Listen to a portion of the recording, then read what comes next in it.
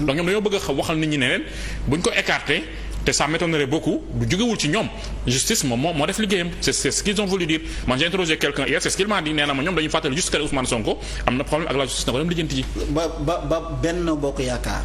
desee lu dul sa quelqu'un là et Farba Ngom pour défendre Macky Sall.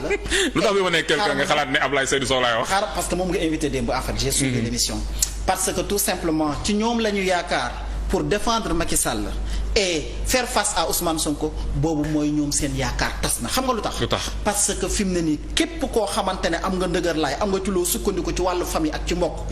doo corrompre sa jikko corrompre sa bopp ci dossier boo xamante ne wóor na la ne lii ce régime est finissant feneen fi nga li ma ciy teg mooy.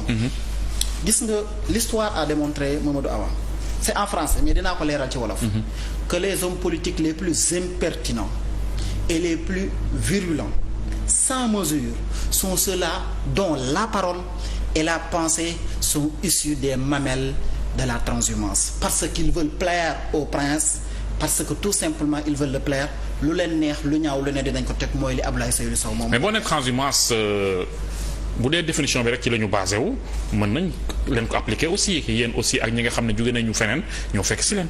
transhumance firiwul loolu justement transhumance mooy yow nga nekk ci situation boo xamante ne leer na la ne dafa metti nga gis ne feekat su ma fa duggee danaa fa lekk fromage am lu ma def sama poche ma dugg fa lekk fromage def sama poche loolu mooy transhumance en politique. li ngay wax nii transhumance bi ñu xamee bétail bi la. maanaam jógee fi nga xam ne prairie yi nga xam ne dafa jeex nga dem fi prairie verte loolu mooy la transhumance bi nga xam ne la ñu jox pour les rabu àll yi moo ko mën a waxee noonu mais en politique nga jógee un point dem un autre point c'est la transhumance. bi ñu koy jël di wax transhumance di ko appliquer à la politique c'est parce que xam nañ li muy définir en réalité ci rabu àll yi loolu waral ñu jël ko appliquer ko ci politique pour ñaaw gi loolu. mais comment on appelle quelqu'un boo xam ne dafa jógee benn parti wala benn coalition gi surtout boppam bu dem fekk beneen ak bu mu mënti doon opposition comme pouvoir parce que vous aussi vous accueillez les bras ouverts ñi nga xam ne ñu ngi jógee fële alors que si c'est le contraire ngeen di critiquer. parce que nous vendons des idéologies nous vendons de la conviction. et mën nga ma wax que ne ma ku ci mel ne Lansana Gagny Sakho par exemple il a été séduit par votre projet ak li ngeen wax depuis dans le passé. Lansana Gagny Sakho exemple la ci. lu mu ñu wax. y a aussi maître Moussa Diop ak ñeneen ñoo xam ne ils vous ont rejoint. je vais juste parler du cas de Lansana Gagny Sakho. allez-y xam nga lu tax. c'est quelqu'un boo xamante ne man dañuy échanger lu bari grand Lansana bien avant même muy rejoindre Pastef dañ doon waxtaan lu bari. Lansana Gagny Sakho bi njëkkee waxtaan dafa am lu mu ma wax te tey laa koy wax publiquement. dama ne ko pourquoi nga am fitu souvent ñuy jóge ci régime bi yor ay poste de responsabilité du ñu am fitu taxawee ni nga taxawee.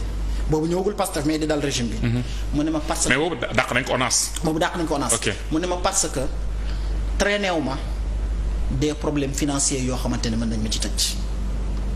te lii nii li tax ñu dàq ma bokk na ci yi ma doon xeex biir APR ma ne ko tant mieux beneen bi mooy. Mamadou Awa Ndiaye ki nga xam ne si tant est que Macky Sall mii nga xamante ne man gëm naa ne.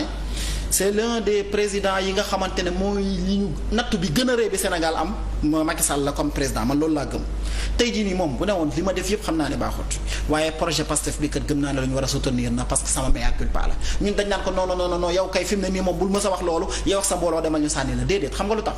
parce que nit nag c'est imparfait moom nit ku mu ci mënti doon day juum day def ay erreurs et juum ak erreurs yooyu muy def.